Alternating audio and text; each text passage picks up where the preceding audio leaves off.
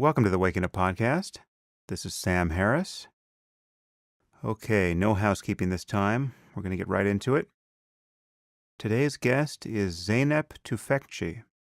She is a contributing opinion writer at the New York Times, and she is an associate professor at the University of North Carolina at Chapel Hill, with an affiliate appointment in the Department of Sociology. She is also a faculty associate at the Harvard Berkman Center for Internet and Society, and was previously a fellow at the Center for Information Technology Policy at Princeton University. And her research interests revolve around the intersection of technology and society. Her academic work focuses on social movements, privacy and surveillance, and social interaction. She's also increasingly known for her work on big data and algorithmic decision-making.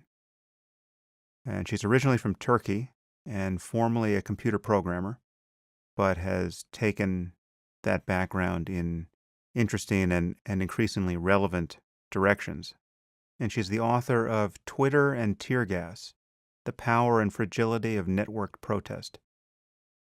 And we get into many interesting topics here, relevant to information security and things like WikiLeaks and ransomware attacks, the fake news phenomenon, all increasingly relevant as we depend more and more on the internet and draw our beliefs about reality from what happens there.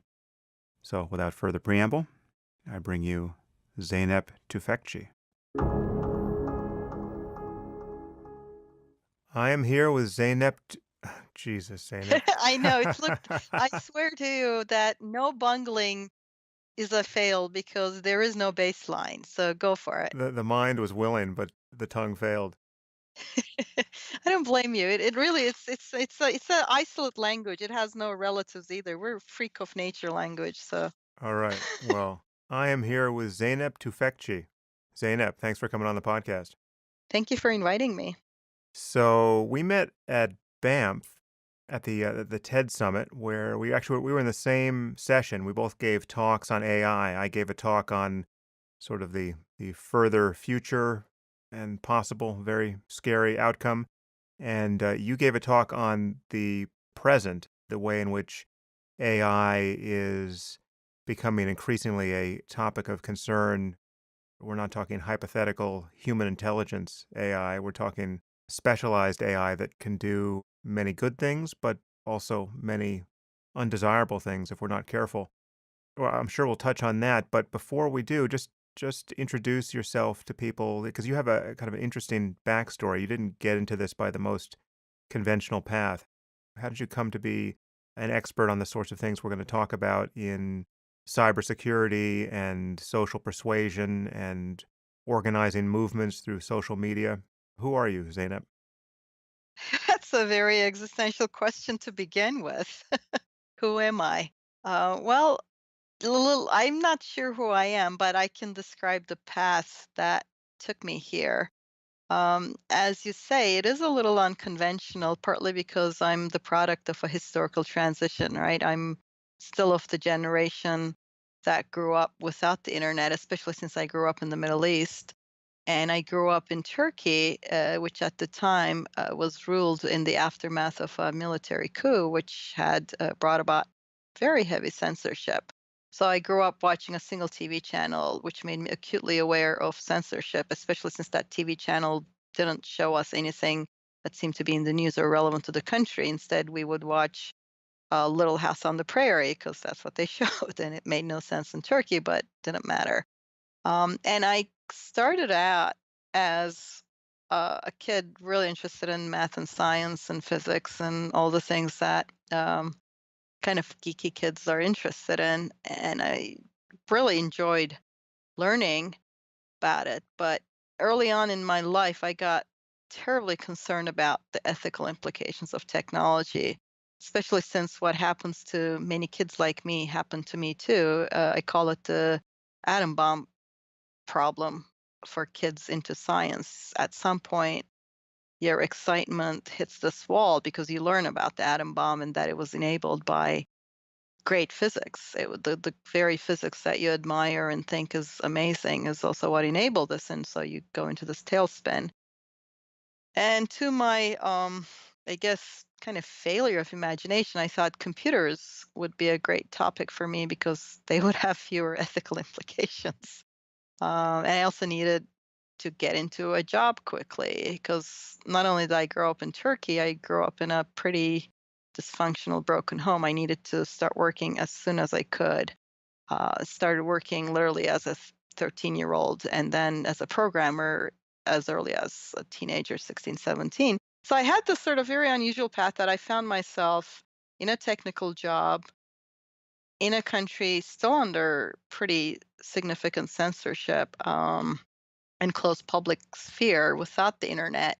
And I found myself, because of my technical job, I found myself sort of glimpsing the future, kind of this parallel existence where I'd work at IBM, which had this amazing intranet that allowed me to talk with people around the world almost as an equal, right? And, I mean, here, there I am, a teen girl, kind of with all that goes into it in a country like that, pretty much anywhere in the world too. But I'm on the intranets kind of as a person and taken seriously. It was just, the early promise of the internet people kind of laugh at right now. It had a reality to it. So I sort of just got enchanted by this possibility. And I was also fairly interested in how do we bring about change? How do we bring more freedom? How do we bring more compassion and reason to the world? And I thought, this is great. This is going to change everything. And I really wanted to study it. And I switched to sociology kind of along the way, but not knowing what exactly would make sense, right? I was just trying to find my way. And because such things often happen in the United States, I found a way. I kind of stumbled into graduate school in the United States, trying to understand all this better. And in the meantime, as I was struggling with trying to understand and think through, the world was progressing. We started having, more and more digital connectivity. And sometime I think around 2004, I stopped having to explain why computer science, computer programming, and sociology and social science were related because Facebook happened. And it was, I think, the first time that a lot of people who are not specialists kind of had this very visceral reaction to how their social world is being changed by this new platform. Questions of privacy and other things became very prominent in people's mind. And then fast forward a little bit, Arab Spring happened, which is exactly what I study, social change and social movement. So I started studying that. And then the Gezi Park protests happened, which again happened 3 blocks from my uh, place of birth, that close to home. So I went there, and now I'm, sort of trying to focus on the future and understand how the methods in both artificial intelligence, like machine learning, and the Silicon Valley business models, and the world we are in, politically speaking, what does this intersection mean? How do we understand the rise of authoritarianism? How do we think about technology's role in all of this? And the security part that you mentioned, I got into it partly because I work with so many people in social movements and journalists that they're kind of like the canary in the mine with the insecurity in the internet affects them earlier on because they're targeted. So I got into that part too.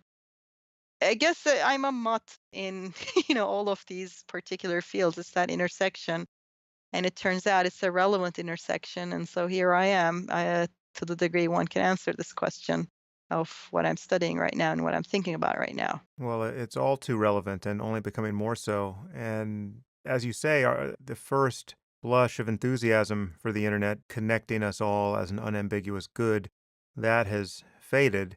And now we're discovering that as this technology connects people and empowers us, it's also fragmenting us in ways that are fairly difficult to correct for. And it's creating new levers of influence that could lead to more authoritarian control and perverse forms of persuasion.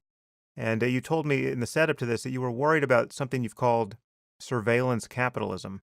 How do you think about that? What is surveillance capitalism? So here's what I think about this. We have this scary convergence of couple of events. One of them is the business model on the internet for the sort of platforms that most of us use, like the Facebooks and Twitters of the world, it's capturing our attention and persuading us to, at the moment, click on ads. So there's an enormous amount of brain power going into how to make us buy zero point zero zero 0.003 more shoes per person on average. You have this whole infrastructure that is collecting our data, that is doing, hundreds of thousands of dynamic tests on the platform just to persuade us to act in a particular way for commercial reasons, right? To make us purchase things. And this is happening in increasingly through technologies that are like machine learning, which is a form of computer programming that is different than the past in that we don't program it anymore. We feed the machines a lot of data and they create these large matrices and calculate certain things. And just like the brain, that we can't really see what a person is thinking if we slice their brain.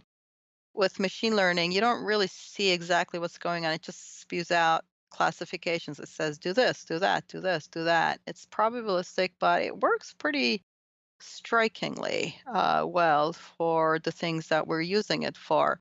But it needs data to work, which means that we have a business model that is set both to figure out how to exactly push our buttons and also to use an enormous amount of data that is surveilled from us symmetrically. You don't get to see what they have.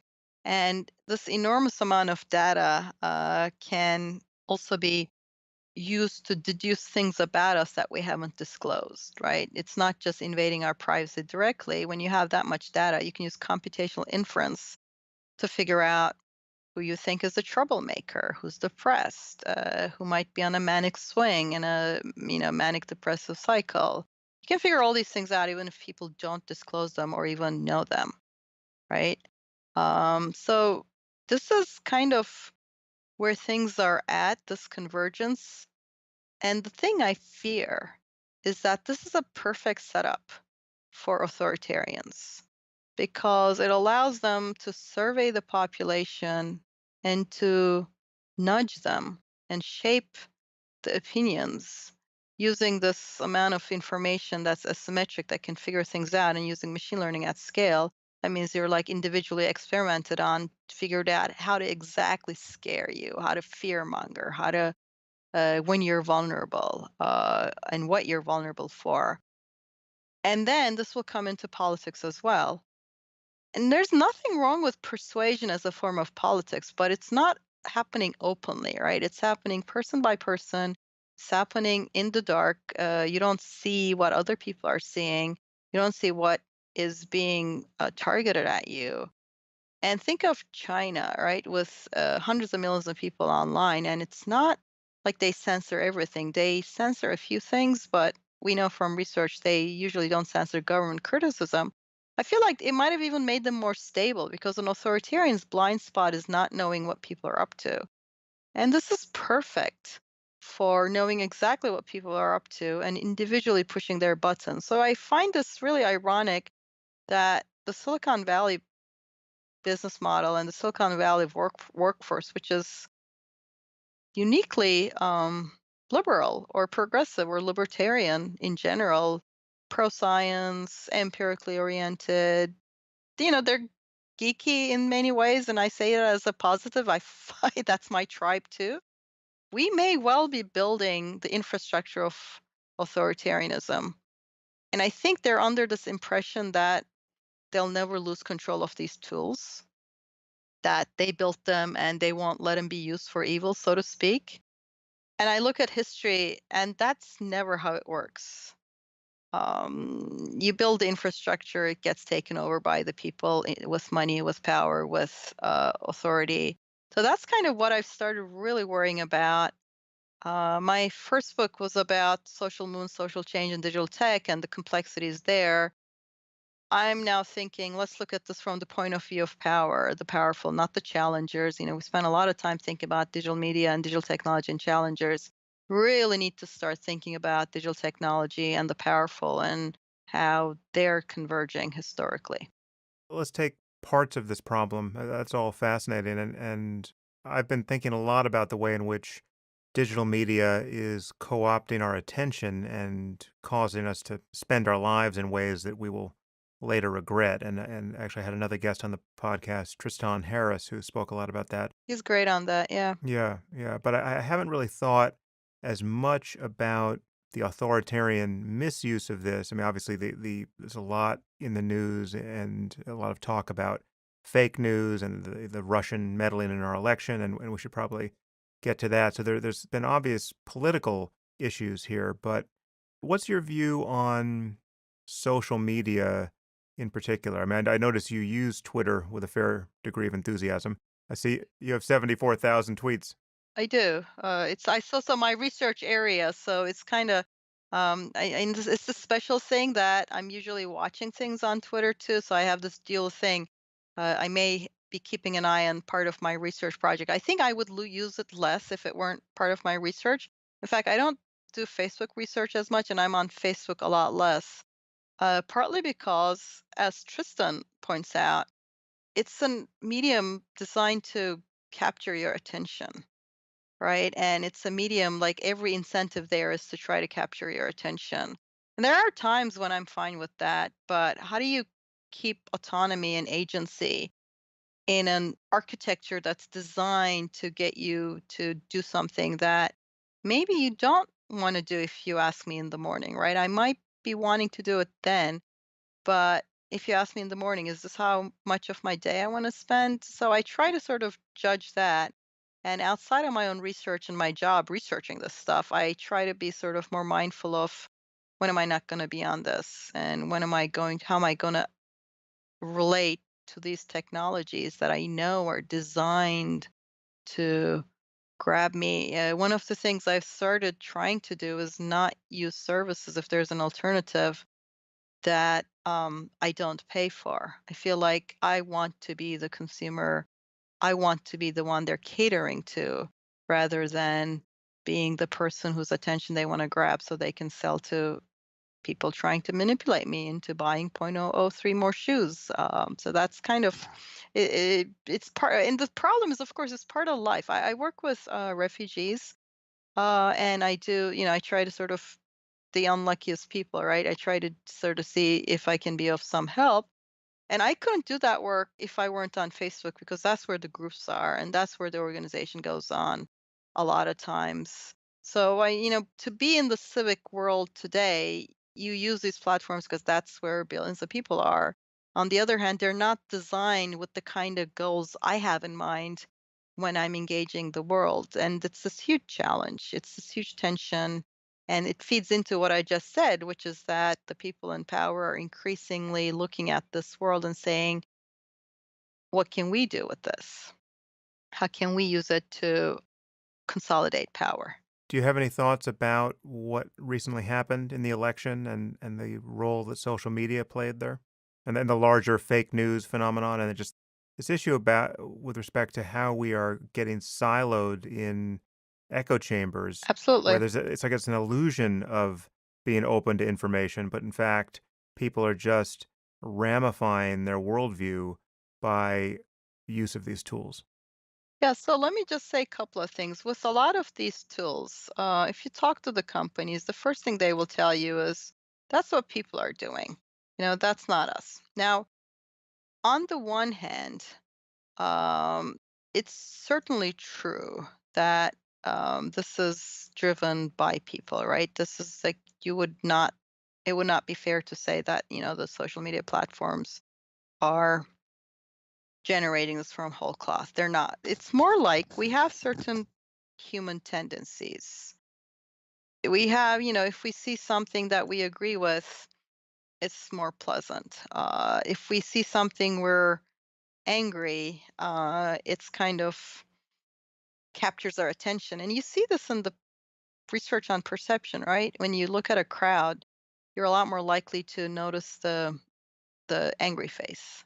Because I mean, if in an in-person thing, if you think about the evolutionary process, the Pleistocene, if you live in a small group, it kind of probably made sense to know exactly who was mad at you, because that could be a threat. So there are all these things that we already have tendencies for. I liken it to having an appetite for sugar and salt, right? It's a perfectly reasonable thing given our evolutionary history to be into sugar and salt. The problem is very rapidly, without any time to adjust, forget evolutionarily, culturally, we have shifted to a world where we're supplied with not only we're not just supplied with extra sugar and salt. Social media platforms use sugar and salt to keep you there, kind of like a salt lick used to shoot animals. But instead of shooting us, they're just capturing our They're attention. selling us shoes. And that's, I think, big part of what's going on with the election too. What happened is we got siloed, of course, and I for my because of my work and because of my sensitivities to authoritarians, I guess I started following social media, Trump social media, very early on because I thought, whoa, this is an interesting thing. And I argued he was viable when everybody was laughing at him, exactly because I was following his base on social media. And a couple of things happened. I saw how and why he resonated. I also saw an enormous amount of misinformation that ranged from distortions to fake news sort of proliferate there. I also saw that once when I wasn't making a conscious effort to follow these people, which I did as a part of work, I did it every day for almost 2 years now. Like if I went on Facebook, I had friends who were Trump supporters, although they were in the minority because I'm a college professor in a blue part of a purple state. And it kind of makes sense for most of my friends not to be Trump supporters. But I have friends from middle school and elsewhere, and some of them, turns out, were sympathetic to Trump. I never saw their posts, right? I just sort of thought about it, halfway through, and I'm like, whoa, do I not have a single person I've friended on Facebook? Because I friend lots of people, and Facebook is not very personal for me. And I had to hunt them. I guessed them, and I hunted their posts down. And yeah, there were people who had sympathy, and Facebook's algorithm never showed it to me. And I'm guessing it's not, I mean, obviously, it's not a conscious decision. Once again, it's these machine learning algorithms. They know that if you give people sugar and salt, which I just, case of Facebook, for me, it's cuddly stuff or outrageous stuff, right? Babies, cats, cute things, happy news. Most of the things we're angry about, outrageous. So Babies eating cats. I think those both polar sides attract attention. So they just feed us that. And I think that's really destructive, especially given it's a way to make money for people. So you could just be a spammer and figure out, hey, look, I can just feed people fake news about Hillary Clinton. That's what a lot of people did. I interviewed a bunch of these people. Some of them were even liberals. They were just like, it works, it spreads, and we make money from Facebook. So not only does it allow not only does the algorithm kind of amplify this, it allows you to make a lot of money from doing exactly this. And I'm not saying mass media was ever perfect. Many failures there, but this is a new onward world to have no checks on no ethos against this kind of misinformation. So, about 4 or 5 years ago, 5 years ago now, I wrote this article for the New York Times, worried about the Obama campaign's use of data, right? Because they were already sort of developing all these methods to target people and to try to persuade people using statistical data they had on them. And I said, look, I understand campaigns want to win, but this kind of, asymmetric accumulation of data, where it goes far beyond just, which magazine you're subscribed to. And the kind of smart targeting has the potential to gerrymander us down to the person and have politics only be about people who are persuadable and all these sort of downside effects of having the public sphere become more and more private and more asymmetric in how it operates. And I got a lot of pushback from people in the Obama campaign and people in the data science world. And one of the things I was told was one, I was told this will always be on the side of people we like. People told me. They said, this is something that, people who like science, people who like data, people who are empirical, um, this is only going to be their tool because the other side, they told me, it doesn't like data. They can't do this. The second thing I was told was this is just a form of persuasion, no different than any other. Now, fast forward just 4 years after that, and what I saw was in the 2016 election, the Ted Cruz's data people ended up being Donald Trump's data people. And I'm going to recount something they claimed they did. Now, I don't have access to the internal data, so I can't vouch they did this, but I have some independent evidence that they at least tried. But just outlining is enough to explain what the issue is. So they claim that they used people's Facebook likes and other kind of indicators, social media data, or whatever it is they use, because this is just social media data is very good for this, to try to figure out people's psychological profile. Now, we know from research that if I just have, say, what you liked on Facebook or even just your tweet stream, we can guess using these sort of complex algorithms, we can guess with pretty high probability um, where you fit on the big five personality traits like neuroticism, extroversion, etc. We can guess your sexual orientation. We can guess whether you're religious and what religion. We can guess a lot of things, even if you never disclose them, right? These are not things that you needed to have put on your profile. So we can figure this out. And we know also from research that some people will vote more authoritarian if they're scared. Other people get pissed off at fear mongering. And the problem with advertising on TV is, you're advertising to everyone at the same time, right? But what if you could go on Facebook and target only the people that would be prone to a particular kind of message, say fear mongering? Now, again, it's because Facebook won't tell us, we don't know the exact story here. But Donald Trump's campaign claims they try to demobilize particular segments of the population against voting. So it's important. This isn't persuasion. They weren't trying to persuade them to vote for him. They were just trying to tell them Hillary Clinton's just as bad, stay home. And for example, one of the targeted constituencies was black men in Philadelphia, and Philadelphia was, just very little difference in Pennsylvania, which was a major electoral gain for Trump, right? And I have independent confirmation they did target black men in Philadelphia. We've come across instances. So what they tried to do was to demobilize those people. What did they tell them? We don't know, right? Only Facebook knows. Did they tell them things that were correct, things that were false, things that were completely made up of whole cloth? Were they just scary commercials? Who knows? They were just targeted at them. And so the census data from the election just came in, and it's pretty clear that the biggest difference between 2012 and 2016 is the black turnout in the country was depressed in lots of places.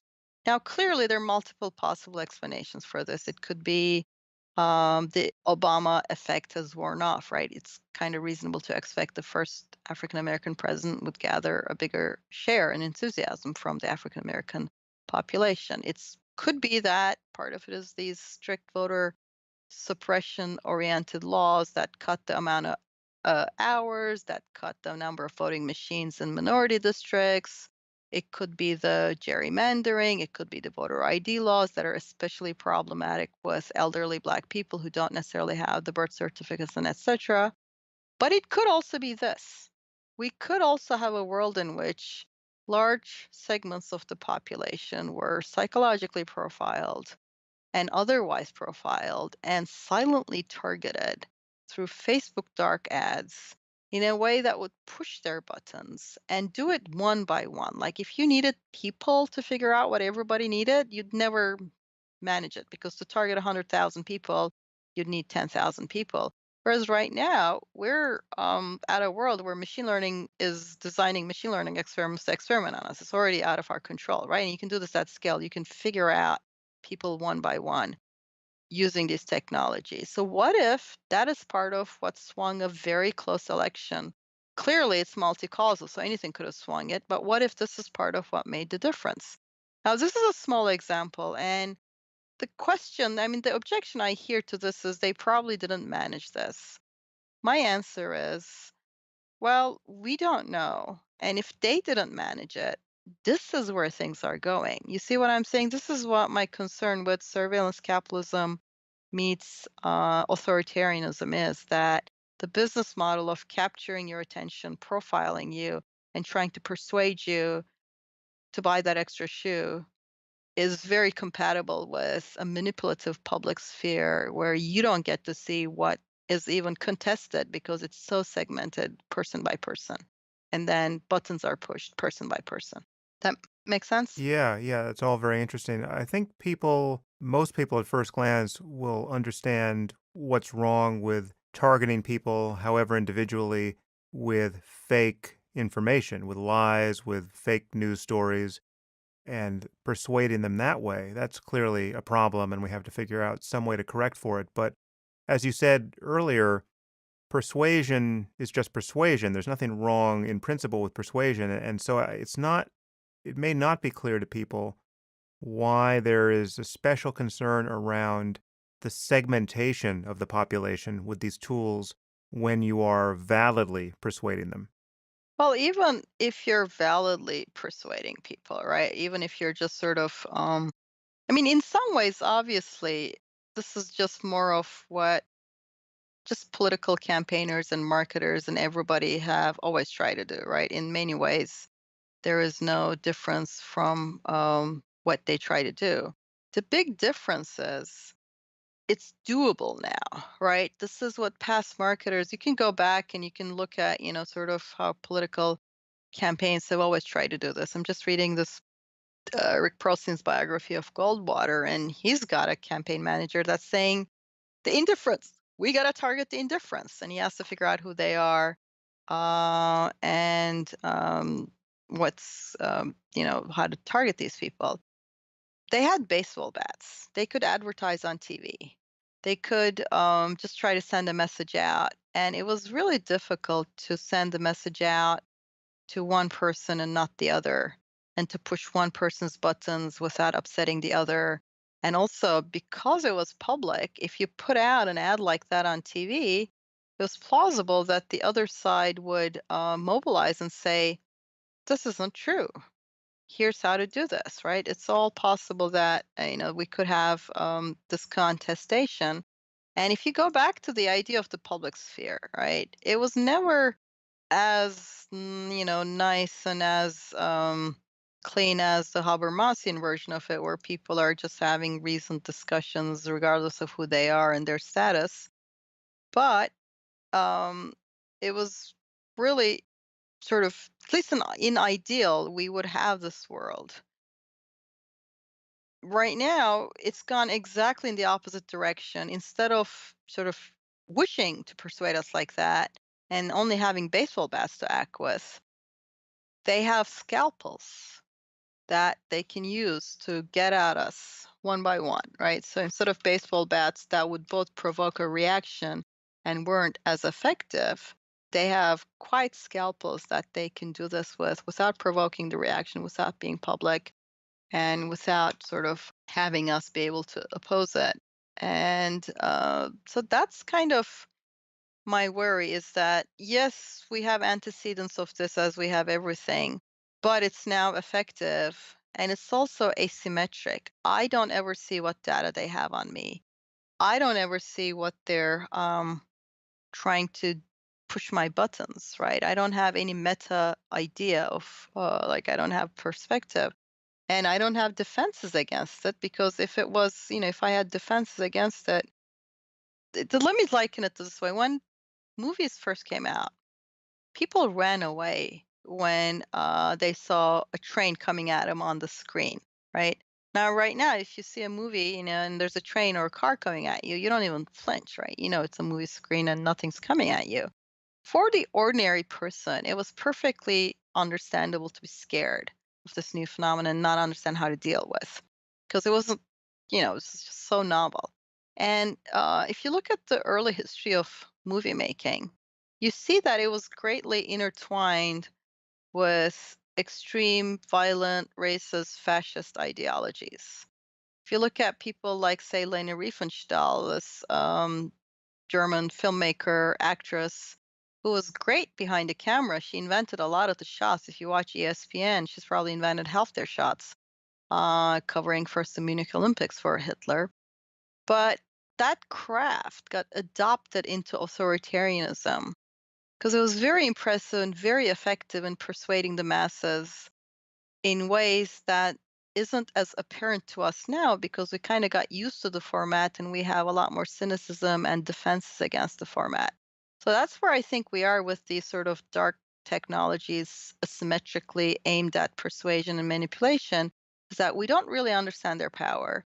We don't get to see it. It's all private data. Like, so we don't get to see. Facebook knows what happened last election, not telling anyone, not letting any independent researchers kind of add it, and we don't have a way to defend ourselves against it. And people will say, I'm not manipulated, I'm not manipulated, and everybody thinks that. But we're all people, we're all persuadable in particular ways. And if there's a science and a craft of doing it with massive surveillance of us and testing of us and finding the exact way, we're all going to be vulnerable. And I think that's where we are, is that in fact, if you look at it, Facebook's business model is telling advertisers and political campaigns that it's a great platform for persuading people.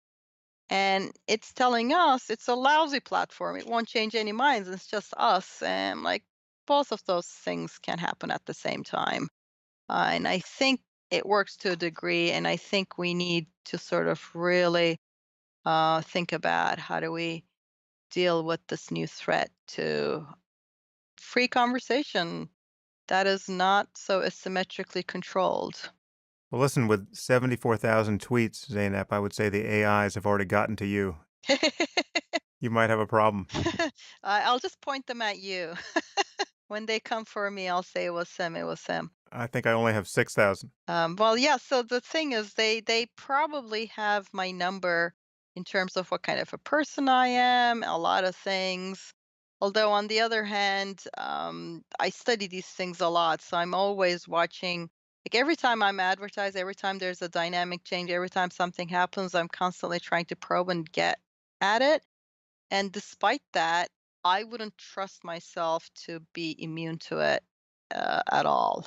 And that's the reason. I mean, there's a strong reason to construct, for example, I think, places for children that are free of advertisements directed at them. I think children don't have yet, like especially younger children, don't have the way to assess the credibility, and it's something that part of parenting is to teach them how to assess manipulative messages directed at them.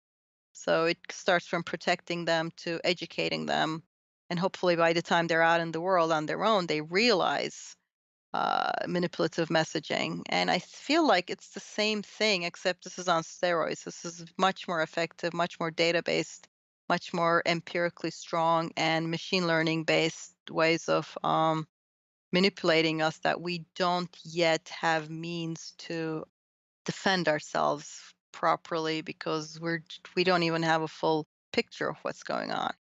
The degree to which our economy depends on advertising, in particular the digital economy, it's stunning, and most people are fairly oblivious to the downside apart from not liking some annoying ads, but they don't see how the incentives get aligned perversely and Absolutely, absolutely. I mean, advertising, if it was done kind of very low key and informationally, it doesn't sound bad per se, but let me put it this way.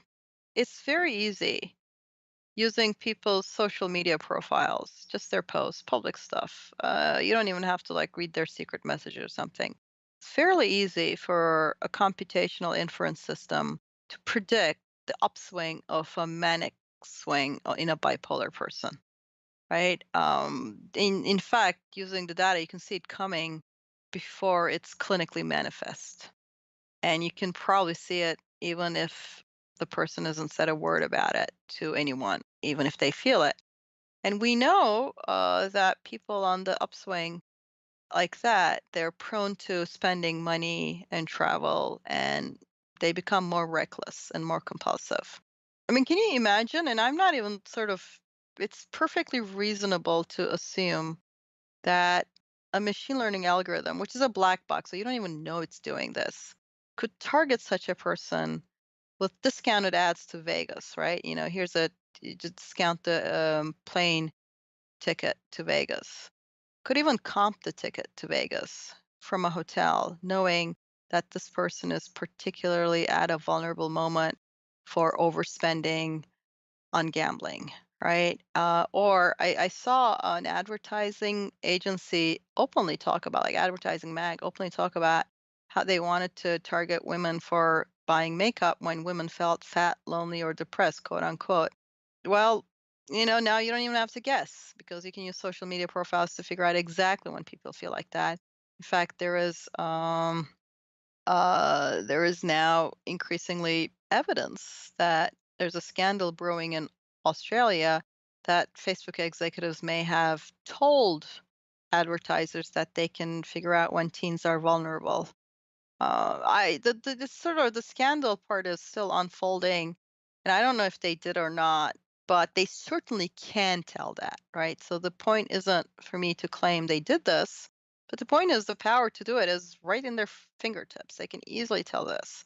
And so, do we let them advertise to people who are in a particularly vulnerable state for things that feed that vulnerability and do it one by one? So you don't even know that there's a massive campaign to find everyone who might be just in a life stage and a psychological state that is making them more vulnerable to being reckless and just fly them to Vegas right then and there. And then just kind of say, oh, okay, we made money. What is the problem? I find that pernicious. I would like us to, and that's the advertising model, though. And that's the power of it coupled with the kind of data and machine learning algorithms we have. So the next question becomes, it's bad enough when it is trying to bankrupt you. It's also pretty horrific when it's trying to shape the political discourse so that people are constantly scared and, oh, hyped, and whatever it is that you think is your vulnerability is what you're targeted with. And I find that pretty unacceptable, but that's where things are going pretty fast. How healthy is the press in your view these days? Because I know you have a lot to say about how they cover terrorism. Yeah. We're speaking the day after the Manchester attack. So I've seen you on Twitter talking about how unhelpful it is, really at every conceivable level, to just get into this morbid cycle of recycling these videos of people's terror in the aftermath. I guess you could speak about that, but also just how the press is doing in general on these issues and I guess the problem of propaganda. Well, I mean, the problem for the press is, I mean, it was never this perfect thing, right? So I don't have a nostalgia for a beautiful, wonderful press, and just watch sort of Watergate movies or something like that. So realistically, press always had some failings. But on the other hand, what happened to them recently is they're stuck on this page view model, right? Which is born of the advertising model. They are stuck on the same things that everybody else is chasing, which is clicks. And again, if you think of the sugar and salt analogy we had, something like yesterday's attack, I mean, obviously it's horrible. And any act of terror is horrifying. It's just viscerally horrifying.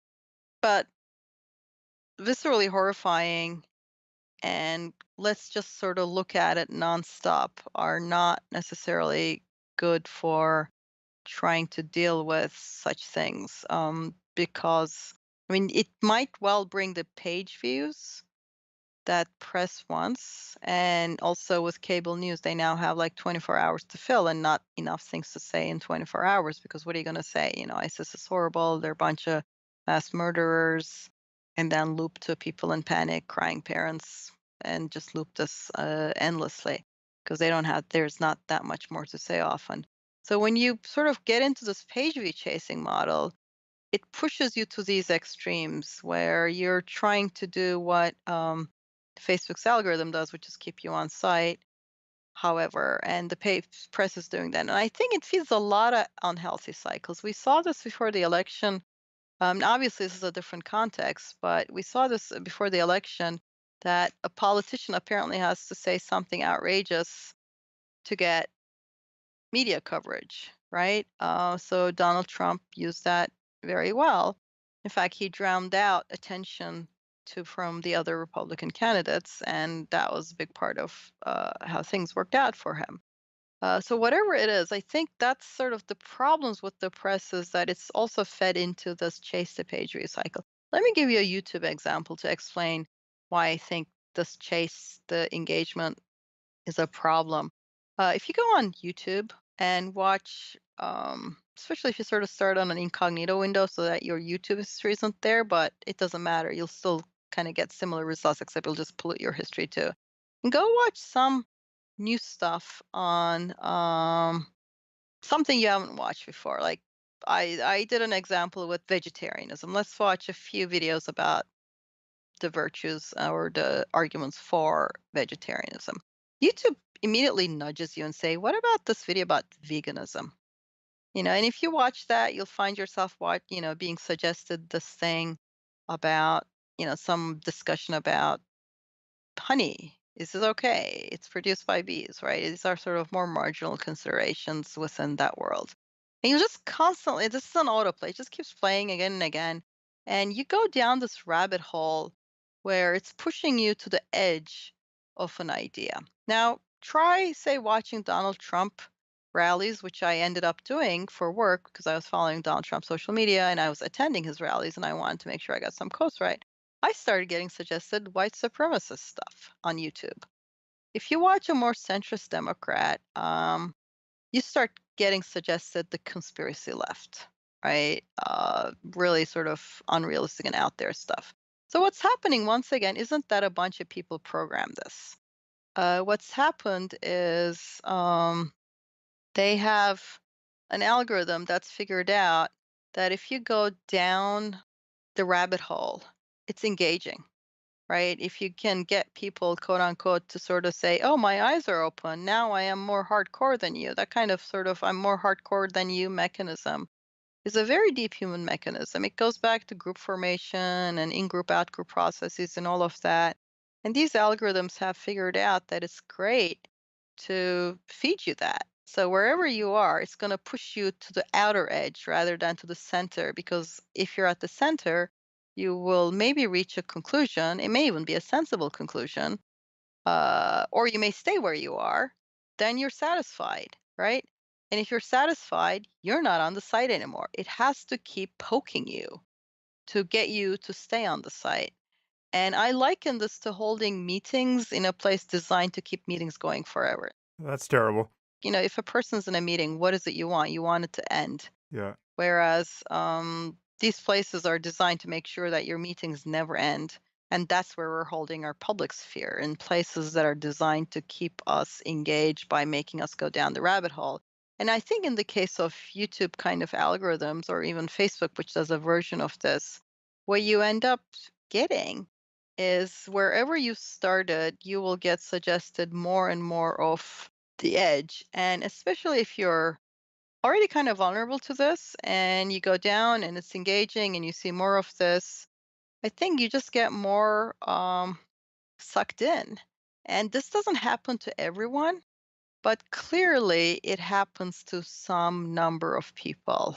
And I think that's really not good for the world. We see the sort of, if you look at the stories of people who turn into sort of these sensational mass murderers where they go and just try to do something that's driving high publicity. And you see this across the political spectrum. You see this in sort of the religious inspired ones. You see this in the white supremacists. You see it even in school shootings, which are sort of done by younger people. But often see a trail of you'd see a trail of sort of online self-radicalization.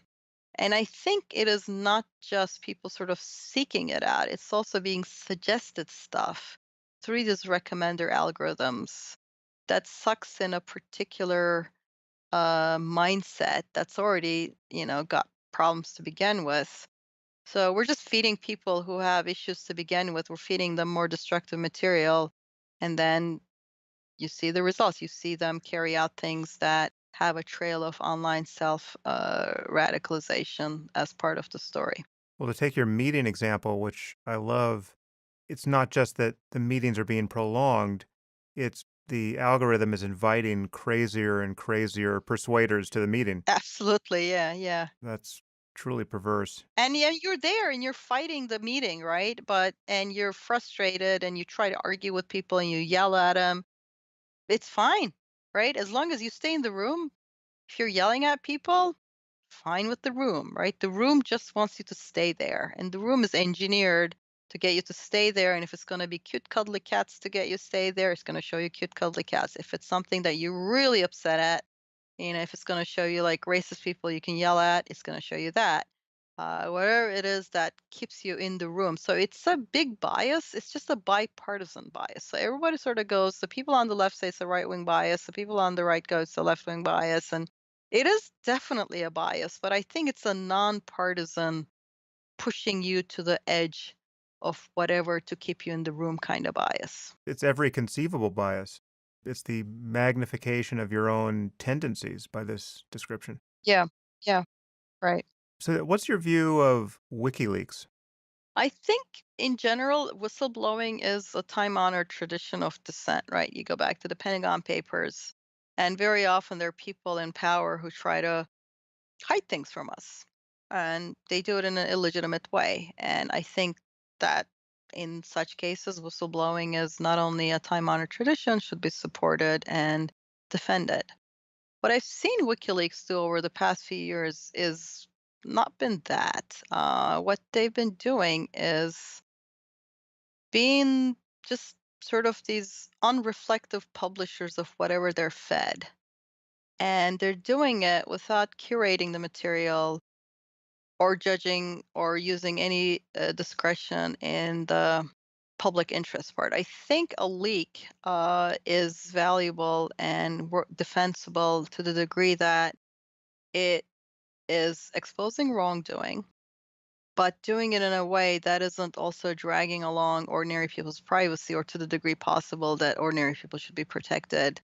And it also shouldn't be a form of sabotage against an institution just because. And I'll give you an example of what I mean. I'll give you two examples. One, they're really unreflective in what they publish. Once they published this email server they said was Turkey's ruling party emails. And I mean, I'm very close to the anti-censorship group and people in Turkey because I follow, I study this, I'm from there.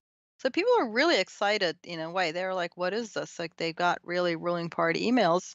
Well, it turned out somebody had given WikiLeaks hundreds of thousands of email lists of just ordinary people discussing politics. It had zero to do with the ruling party, except maybe they were pilfered from their servers. It's unclear.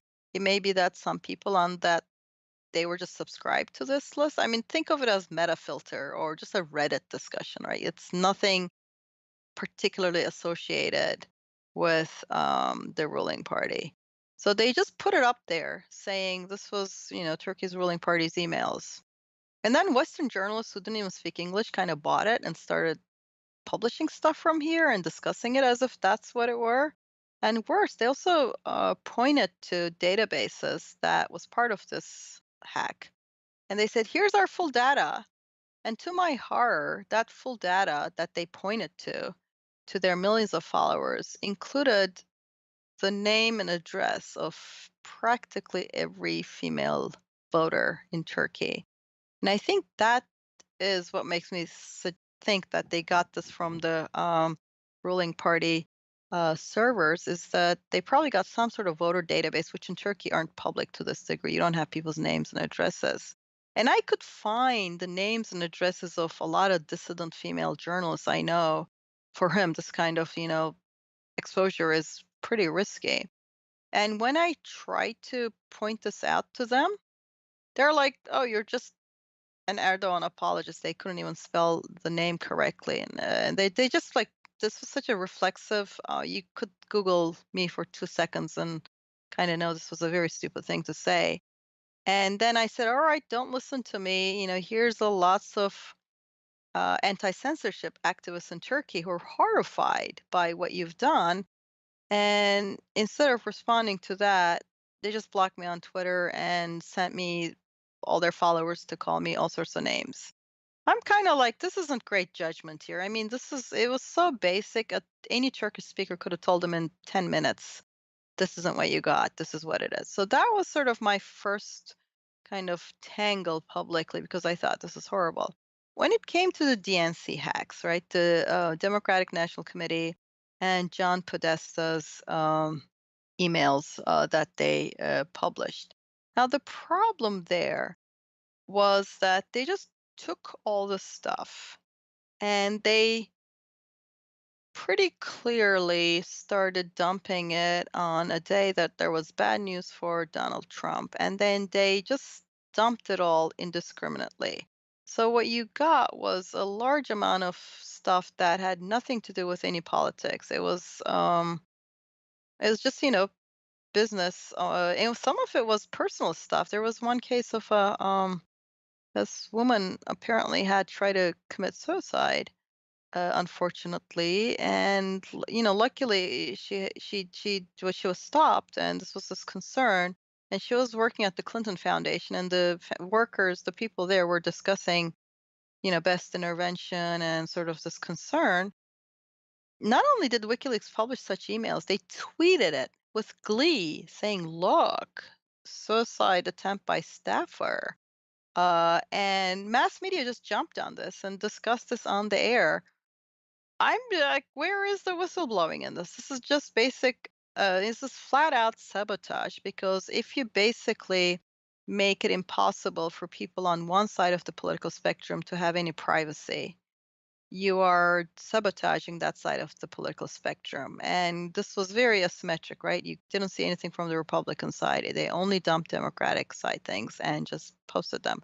Plus, a lot of their sort of social media tweets were flat out misinformation. They made shady claims, they pushed crazy theories, and a lot of that went viral in the social media ecosphere that is very sort of just devoted to misinformation. So they were feeding that. And this kind of interacted very badly with mass media's penchant often for gossip, because if you got one political campaign's emails, journalists are mentioned there. And all these journalists, these, grown men and women, were just trying to see if they were mentioned, and they were obsessed with it. And there was so much coverage that was generated from it without reflection that, wait, this is just one side. In fact, after the election, when people finally started doing the research, we learned that the hacking wasn't just like this. There was a part that didn't make it to WikiLeaks, but they apparently hacked the Democratic candidates up and down the ballot, like House races and primaries, and gave their documents. Like if you paid for a poll and cost you thousands of dollars, they gave it to your opponent. If you had a strategy document, they gave it to your opponent. So to me, this is not only privacy destroying, not only not whistleblowing, not only part of a disinformation and misinformation campaign. This is flat out political sabotage. And people might be tempted to think, you know what, it's aimed at a powerful political party, the Democrats, and it's also aimed at, Hillary Clinton, a powerful woman. I'm like, okay, fine, I understand that part. But these are the methods that are going to come at dissenters more heavily. In fact, in Russia, which is basically the pioneer in this part or this kind of political targeting, it has a name, compromat, in which you target political dissidents or institutions, and then you hack them because computer security is so lousy and it's kind of hard to avoid being hacked. And then you just spill it out and you destroy any ability they have to privacy. And you know what? If I have 10 years of anyone's emails, there's something there I can twist into something else, right? I mean, nobody could withstand a deliberate misinformation campaign based on that much of your personal stuff. You have good days, you have bad days, you have stuff that, you're just talking email. You don't think it's going to be published to millions of people. You might have said things a certain way.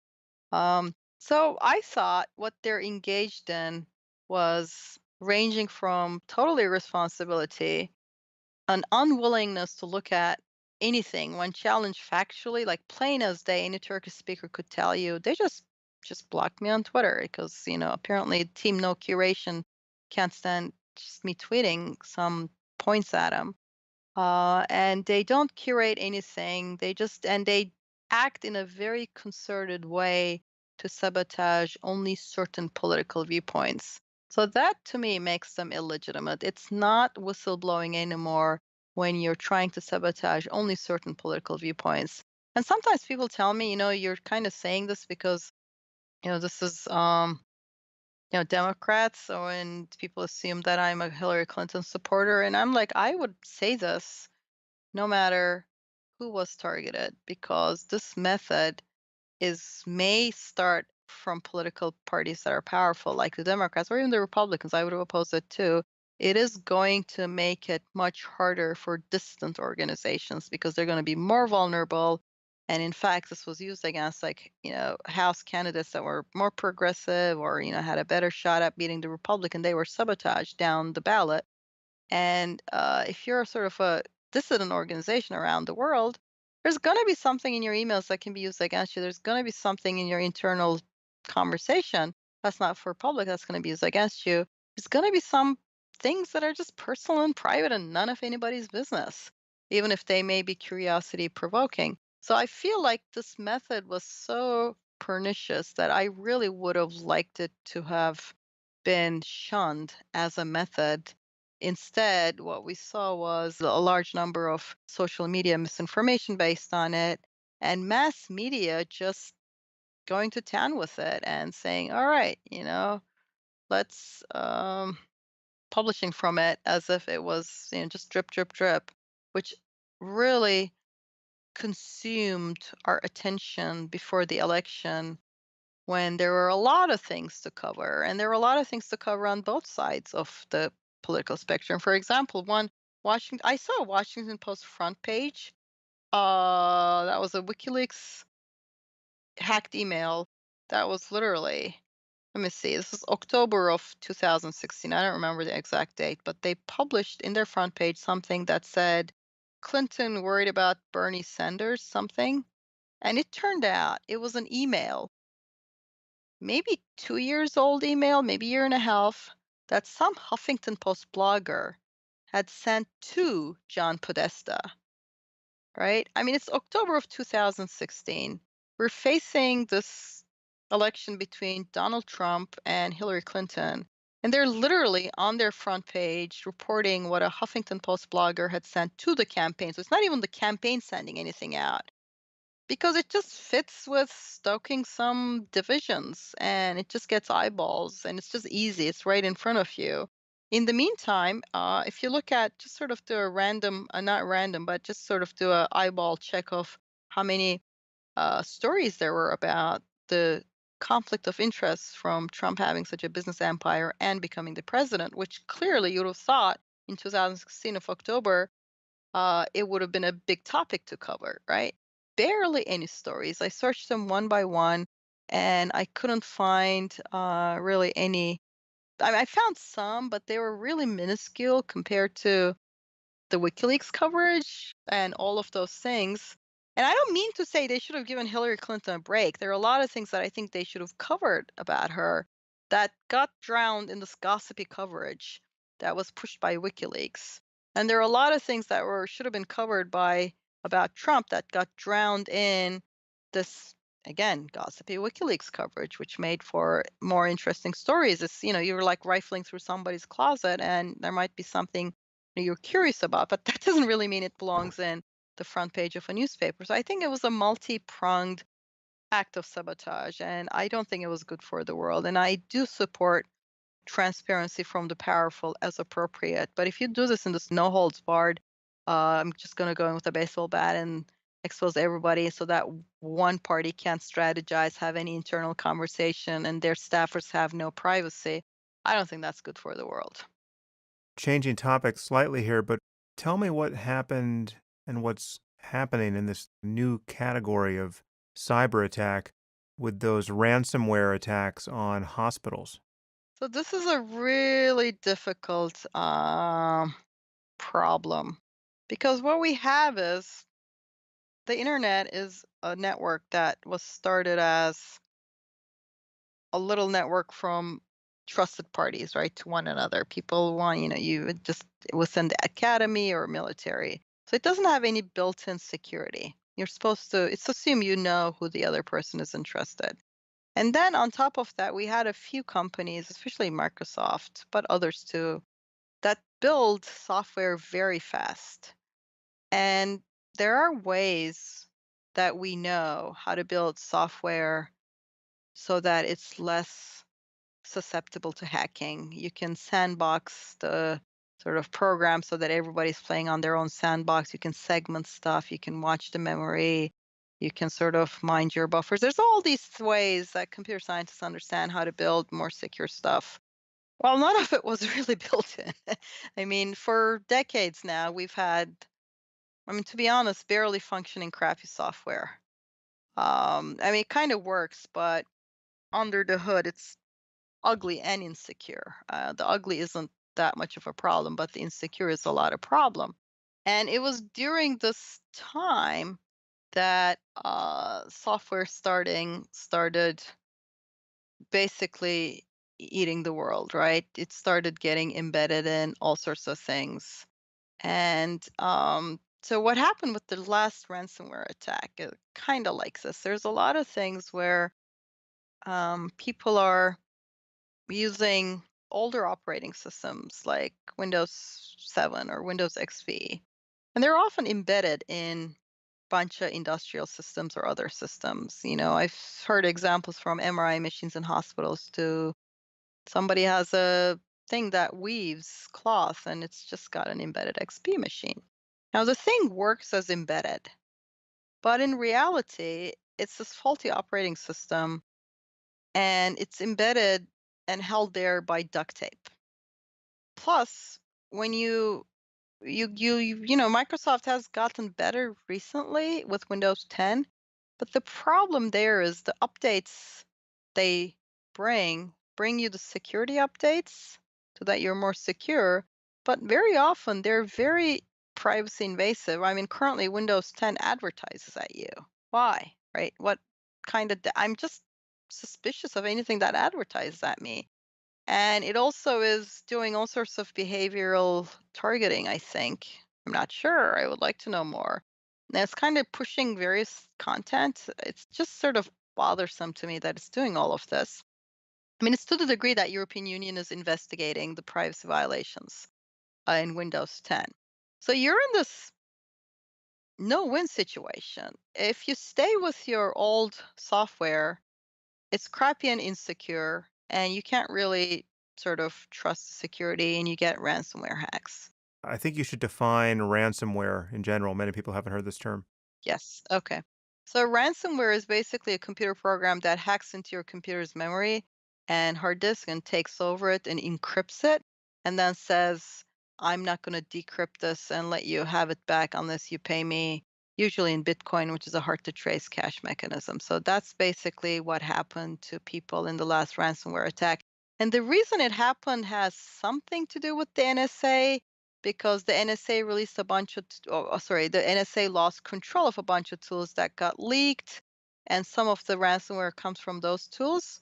But to be honest, a lot of the older operating systems have so many weaknesses that even if the vulnerabilities that were released by NSA hadn't been released, they're just out there. So I have a lot to say about, criticizing the NSA for the kind of surveillance and it sort of uses the weaknesses to spy on other countries or whatever else it's doing rather than, using its expertise to try to defend people from being hacked, which is part of its charter.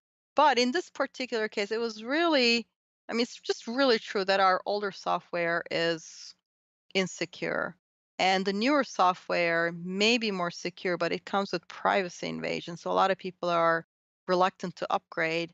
And also, often the upgrades break the embedding of your software with your MRI machine. So the problem here is that a lot of software people expect, like in 10 years, it's ancient, move on, get some new computers, right? Well, if it's in an MRI machine, I can't throw out my MRI machine in 10 years. So there's a mismatch between the age at which we think software is ancient and should be discarded and the industrial and other systems that we're increasingly embedding software in. And I have to say, we're just beginning, right? Because we're just sort of living through right now the kind of latest ransomware attack we saw that hit a lot of hospitals is from, bad software 10, 15 years ago. So we're just sort of starting to see the first wave. It's going to get worse and worse because software has been embedded more and more places. And some of them, like the Internet of Things, which is these, baby monitors and the fridge and the toaster that's connected to the internet, they are so terribly insecure at the moment. This is going to sound crazy. They're so terribly insecure that millions of them have been hijacked into a botnet. So there's like millions of baby monitors chained together and they are used by the operators of this botnet to censor websites they do not like by directing all the millions of baby monitors to constantly ping a website till it goes down. And this botnet is so big that world's largest companies, cloud operators that specialize in deflecting such attacks, had difficulty containing it. And these sort of insecure devices, the baby monitors and fridges of the world are so they're not just insecure, they're unpatchable because they're unfixable because the new like unlike at least your computer, at least there's a path. Maybe you could get a new operating system. A lot of these have no mechanism for updating. So we have this crazy situation where we're polluting the world with devices that are connected to the internet but are super easy to be hijacked with no way to fix them. And we're just walking into this and I'm just watching this with I mean, it's almost amusing if it weren't like this horror movie, and I'm not sure where this is going either. I wasn't even aware that refrigerators and baby monitors were connected to the internet. I'm not aware of having one myself. If you have a device that's connected to the internet, is it always obvious that it is? Sometimes not. I mean, some of these things people don't understand that it has an IP address. I mean, if you can operate it from your phone, it almost certainly is.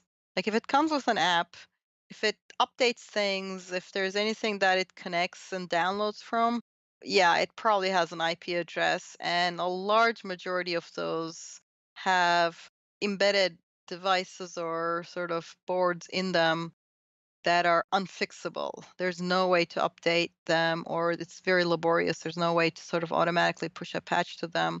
And they're still being sold. And the problem is the incentives here are totally misaligned because the people selling like these sort of crappy, insecure devices, they pay no penalty because once it's out of their hands, it's like it's out of our hands. Sometimes it's just the components. They're all mass produced in China by a few big companies, and they're all got the same insecurities, and the sort of the manufacturers are buying them.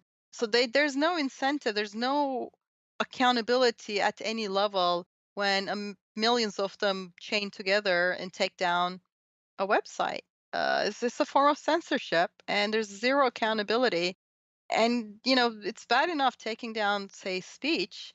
What happens if they attack some critical infrastructure? What are we going to do with it? I don't even know what we're going to do with it, but I don't think it's that unlikely that such things will happen.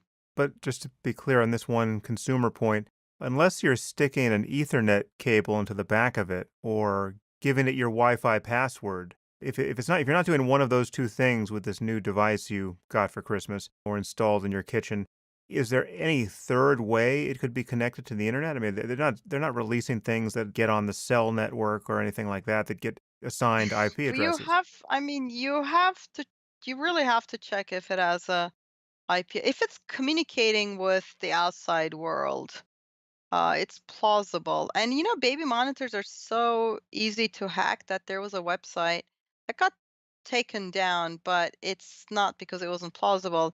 They could just randomly hack into random baby monitors. It was horrifying. You could just sort of cycle through and see somebody else's baby sleeping or crying. There there's no oversight on this. I mean, there's no authority in the world that says, wait, I mean, at a minimum, they should be able to be fixed somehow when they have a weakness. There's no mechanism most of the time to fix them. So I guess the hope is that they're all going to disintegrate before there's a major crisis, and maybe there'll be some next batch that is done with more security in mind. I don't see that. I mean, the way our software world is building is that we're using these complicated technologies, even though we know better. Every incentive from the manufacturers to Microsofts of the world, every incentive they have has been until now to sort of take a shortcut on the security side of things, just push things out as soon as possible. And that's paid out really well for Microsoft because they push things out earlier than others.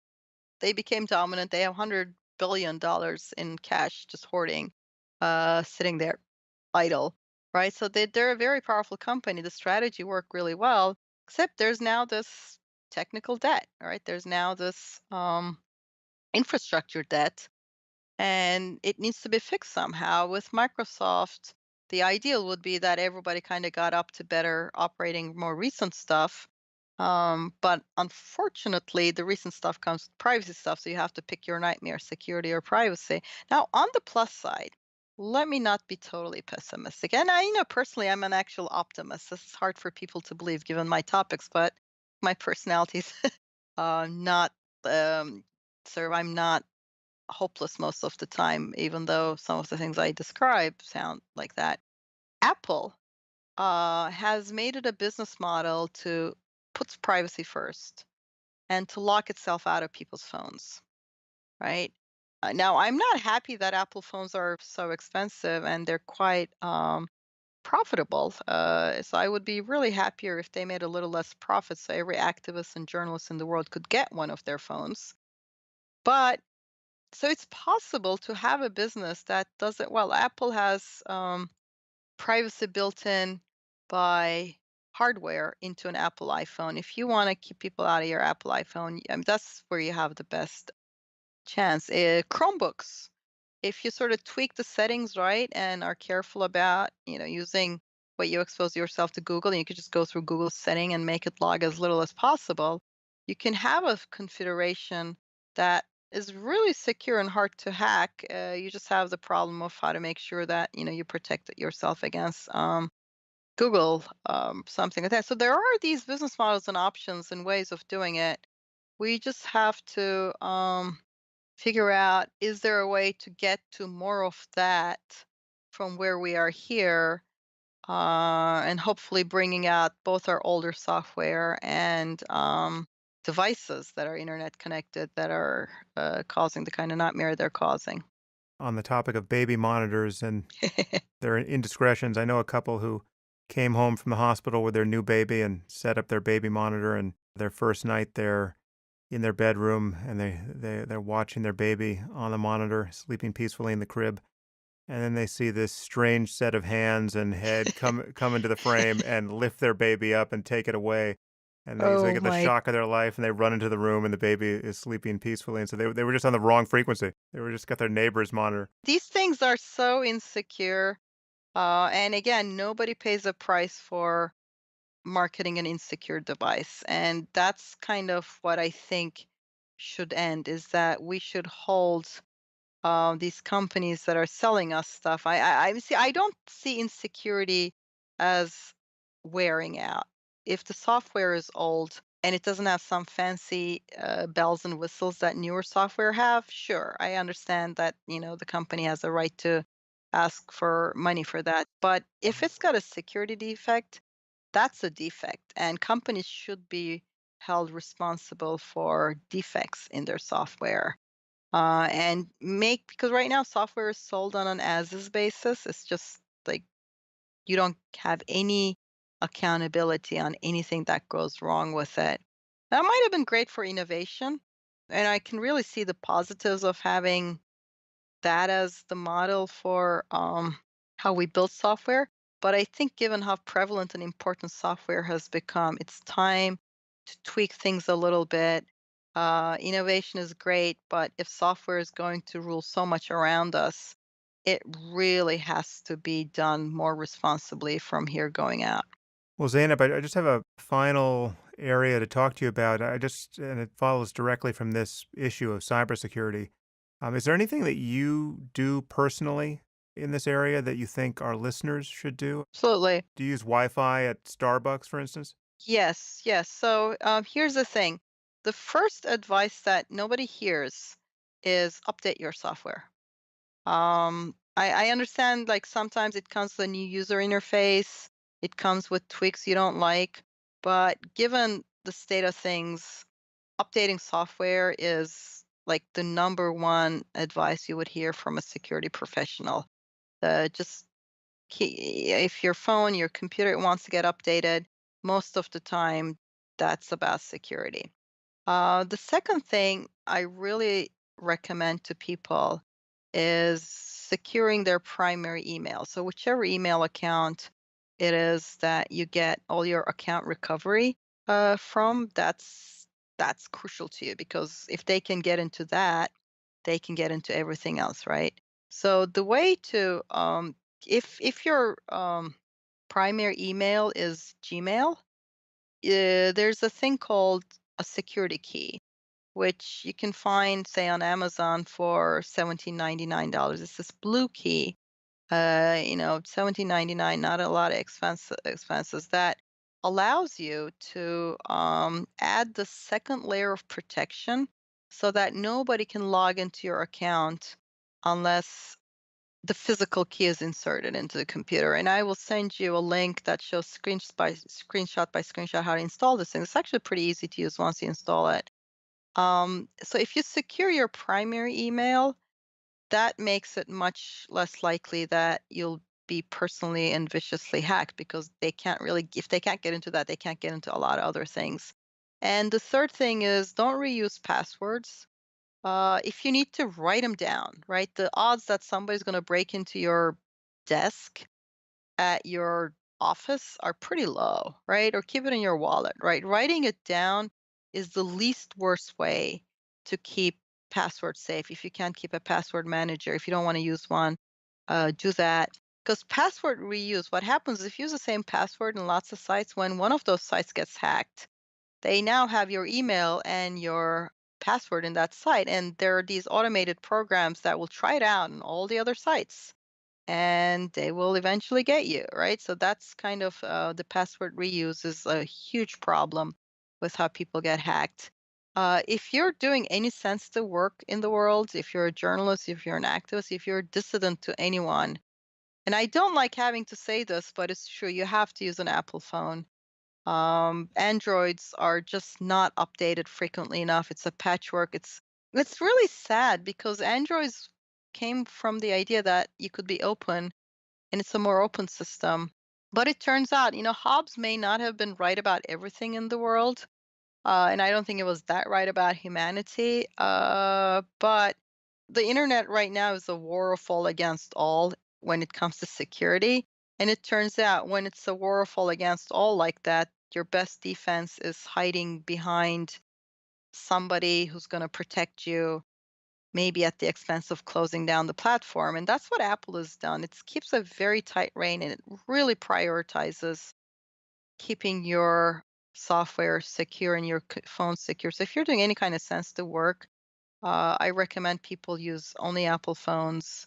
And if Google steps up, I will be happy to recommend them. But if you're going to use an Android phone, The only ones remotely acceptable are the ones produced by Google, like Nexus or Pixel, because at least they get their security updates.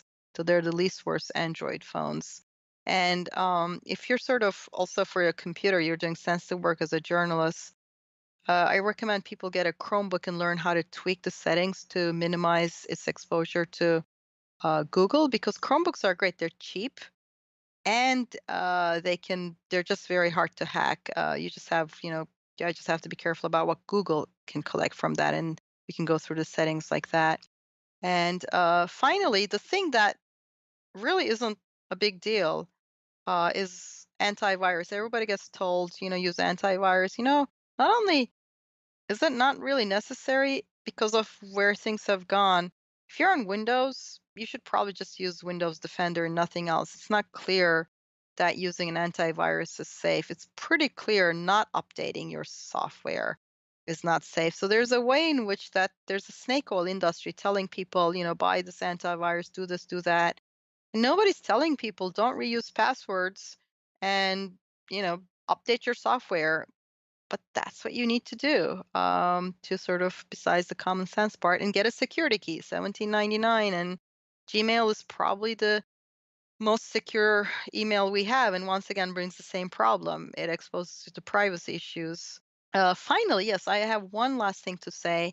If you have sensitive conversations and you don't want to use Gmail, which you probably shouldn't because Google can read them, a great alternative is using Signal or WhatsApp on your phone. These are chat apps. I use mine with a keyboard, and basically they're what's called end-to-end encrypted.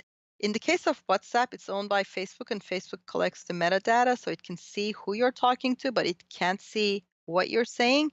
And Signal is great because it works, it's easy to use, and not only can even the company can't read what you're saying. They don't even log who you've spoken to. And we know this because they've been subpoenaed and they have nothing to produce. So I think use your phone for chatting and use an encrypted end-to-end encrypted chat, and just don't use email for anything sensitive. Chat on your phone instead. Even work, do your work on your phone, preferably an iPhone, preferably on an encrypted chat program, and update your software and use the security key for Gmail, and you'll probably be way ahead of most of people. What about free Wi-Fi or Wi-Fi in a hotel? That's not a big problem. You just have to sort of know that Really? Because I've been warned off that in very strident tones by people who fancy themselves security experts. it is could be a consideration. I mean, the biggest consideration is they can probably see what you're doing. But if you got an up-to-date operating system, because they probably aren't able to do much with you. It doesn't really scare me as much to use Wi-Fi as long as my system is up to date and my email is protected with a security key. Because even if let's say there's a really way that they can't really get your password because it's HTTPS. They see what you're looking at, and maybe that's a consideration. Some people recommend using VPNs, but that's kind of just sort of sad. There's nobody looking out for us. Even in the VPN world, there's a lot of snake oil there. There's a lot of VPNs that are just selling your data. So it's kind of like the cure is worse than the disease kind of situation. I have a few that I trust, but it's hard for an ordinary person to know how to be safe. So the best recommendation is be on a device that keeps you safe. And anything sensitive should be on Signal on your iPhone, and that will go a long way. All right. Well, our next conversation, Zeynep, will take place on Signal. It'll just be for us. Well, if you wanna keep something private, that's probably what you do. I'm not sure about your podcasts, but good talking to you. Thank you so much for your time, and just tell people your Twitter handle because you are very active. It's at Zeynep. It's kinda straightforward, right? But it's not if you don't know how to spell my name. That's Zeyn as in Nancy, P as in Pam, Zeynep. Well, thanks again, Zeynep. I will talk to you down the line. All right. Bye-bye. If you find these conversations valuable, there are many ways you can support this podcast. You can leave reviews on iTunes or anywhere else the show appears. You can tell your friends about it or link to it on social media.